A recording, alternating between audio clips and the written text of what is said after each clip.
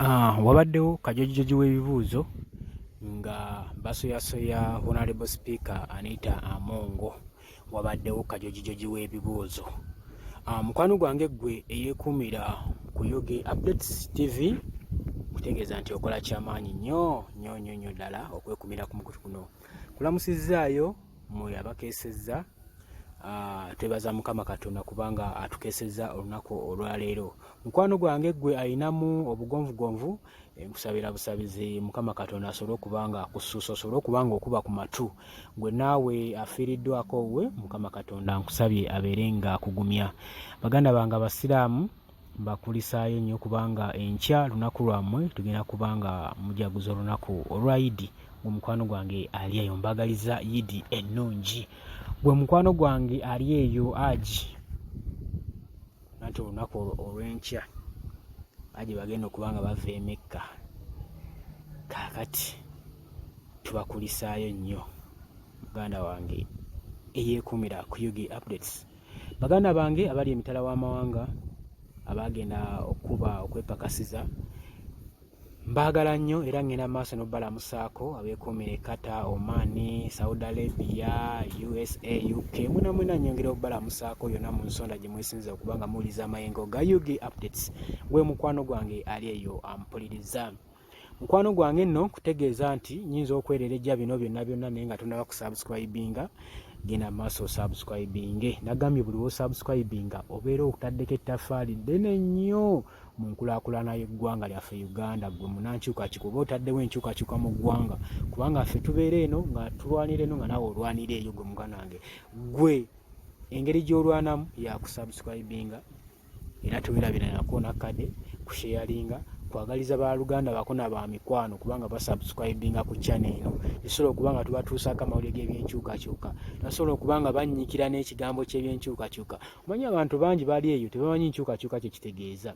Kati bintu bingi nnyo bye tusobola obbayisaamu okubanga tubalaga lwaki Uganda yeetaaga enkyukakyuka, lwaki gwe munnayuganda wandibadde weetaaga enkyukakyuka. Bintu bingi baganda baffe abali eyo beesudde wabweru w'ekibuga tebamanyi bigenda mu maaso, tebabimanyiiko wadde n'akatini, ate ne tebalina na mukisa bibanga bibatuukako. Abasinga baganda baffe baliyo tebalina TV naye kati essimu zituuka buli wamu, essimu zaatuuka buli wamu.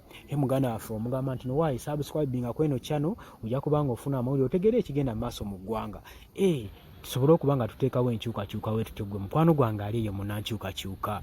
Kukitegeera muganda wange, nkutegeeza nti okola kyamaanyi nnyo, so otulwanira awamu tusobola okuggusa ensonga. Channel eno okula teyeetaagisa nnyo kyamaanyi, yeetaaga just gwe kaweko okusubscribinga. Channel eno neekula tusobola okubanga tukutuusaako amawulire, tusobola okubanga tukutuusaako, twagala tube nga tubaweereza amawulire nga gali live ebiseera ebisinga, naye channel tennatuganya olw'ensonga nti channel yaffe tukuzankuze. Jjukira channel eno nabagamba, channel eno baali baagitwala, kati ngezaako gizza bujja. Channel zaffe ezikula ebiseera ebisinga bamanyi ozitappingamu ne bazitwala, nogenda oginoonya nga teriiko, n'oginoonya nga tolina w'ogisanga. Kati muganda wange nga bwe twakuza eri gye baatwala munyambeko ne tusobole okuba nga tugikuza. Kyolina okukola ku subscribinga busubscribinzi na kusharinga mukwano gwo na kubunyisa baaluganda bako na ba mukwano. Waaye subscribinga ku eno channel egenda kubanga etuleetera ebizimba ebigenda okubanga bizimba eggwanga obanga bireeta enkyukakyuka mu ggwanga lyaffe Uganda. Mukwano gwange olabanga ebitakukwatako naye wayinza okubeerayo muganda oba oluganda gubikwatako nga asaanidde ate eyo okusubscribinga. Gwe mukwano gwange ali eyo nga asaanidde okuba nga awulira ekigambo kino eky'enkyukakyuka. Mukwano gwange olunaku lwabadde lwaggulu ikyalina baleetera amawulire ne mbagamba nti nno omukulu Joel Ssenyonyi yali yeekalakaasa nga yeekubira omulanga ng'agamba nti akasikiddwa abweru tategera kigenda mu maaso, tategera kigenda mu Parliamentary Commission, talina kyakimanyiiko yadde. Kati olunaku olw'ejjo omubaka Ssenyonyi era ono nga ye oppositional leader era nga ye spokesperson wa National Unity Platform, muganda wange yavuddeyo n'awandiika ebbankaluwa ng'agiwandiikira Late Honorable Speaker Amongo. Yamuwandiikidde ebbankaluwa yamuwandiikidde ebbankaluwa. Mukwano gwange yawandiise ebbankaluwa ng'agiwandiikira leeti Honorable Speaker Amongo ng'alaga okwemulugunya kwe. Mukwano gwange gwe ali eyo. Ssenyonyi agamba nti no sikitegeera kigenda mu maaso. N'agamba nti no yawandiikira sipiika n'amugamba nti no agamba annyonnyola waati agamba mu parliamentary administration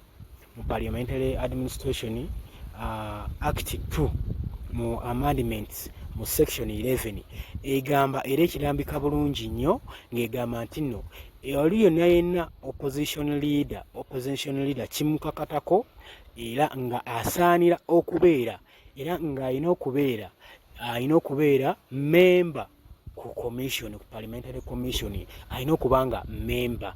Muganda wange ali awo Ssenyonyi watu wagamba n'agamba nti no naye sikitegeera lwaki nze parliamentary commission buli weetuula nze mba nzigalirwa wabweru. N'agamba nti no tamanyi kigendererwa kyabwe. N'agamba era tamanyi lwa nsonga lwaki parliament commission ziba zituula nga ye tategeezeddwako, waki eba etuula nga ye tali involved nga ne bammembers abamu tebagetinze involved. N'agamba kigendererwa ki? Ekigendererwa kyakubanga kyabadde nti bajeti y'eggwanga y'embalirira y'ensimbi 2024-2025 egenda okuyisibwa nga ye talinimu approve yo nga teriimu. Kigendererwa ki? Ye bannange waliwo ebikusike bye babadde bakukusa okulaba nga bammembers abamu tebabimanyaako nga bayisa omwaka gw'ebyembalirira gw'ebyensimbi.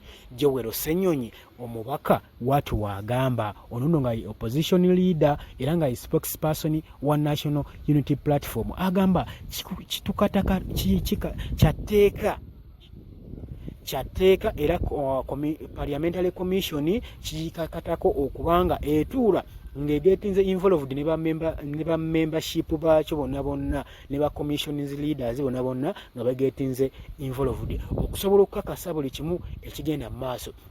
Naye n'agamba tategeera nsonga ki eri emabega w'ekyo, nsonga ki oba Speaker Amongo gy'abadde akweka emabega okulaba nga bayisa budget ne parliamentary commission etuuliza meeting zaayo nga bo bakasikuddwa ebweru nga tebalina kye bamanyiiko. Era mu bigambo bino Ssenyonyi agambye nti no tuli wano naye kino kirese ba parliamentary commission leaders nga bali questioned nga bebuuza ebibuuzo nga bagamba nti no era eno ensonga tetumanyi wa gyeggwera era bannayuganda bagitunuulizaako amaaso, baagala gitwala nga serious, baagala kubanga balaga obwerufu n'obwenkanya mu parliament.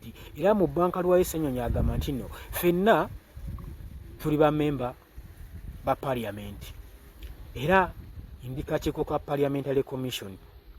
Parliamentary commission siraba nsonga waki eba etuula nga nze nga memba siriimu. N'abuuza Speaker waliwo ensonga ezikwekebwa zimutandiyagadde tumanyeeko nga abamu ba members lwaki commission eba etuula nga ba members abamu tebagetinze involved. Nsonga ki gye bagezaako okubanga bakweka, nsonga ki gye mugezaako okubanga mukweka emabega.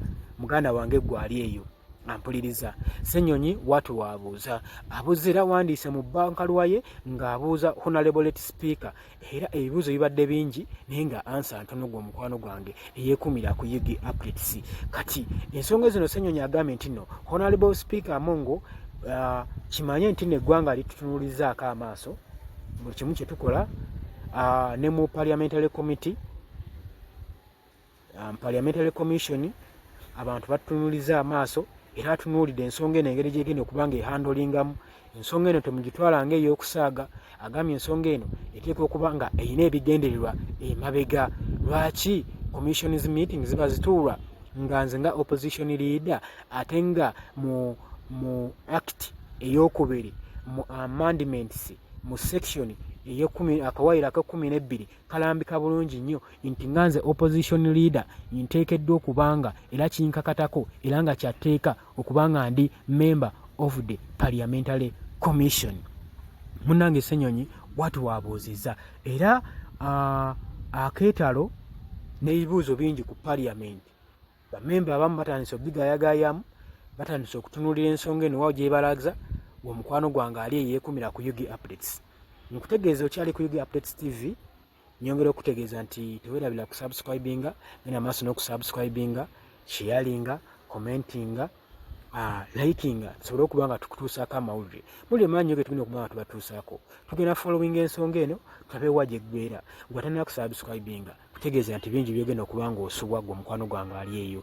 Nkutegeeza nti nno genda maaso n'okuba ng'osubscribinga tusobole okutuusaako buli ekigenda mu maaso mu paaliyamenti y'eggwanga, kubanga bikkakatako naawe kennyini nnyini abe paaliyamenti yo biki eggwanga lye engeri gye litambuzaamu ebyobufuzi gwe mukwano gwange ali eno, kubanga paaliyamenti gwe mutima gw'eggwanga. Kibasalawo kiba kigasa eggwanga oba kiba kikosa eggwanga, naawe kennyini kiba kikosamu kubanga gwakola eggwanga. Kale teweerabira kusubscribinga gwe mukwano gwange ali eyo. Mbaagala nnyo, kubale kwekuumira ku Yugi Updates gwe mukwano gwange ali eyo.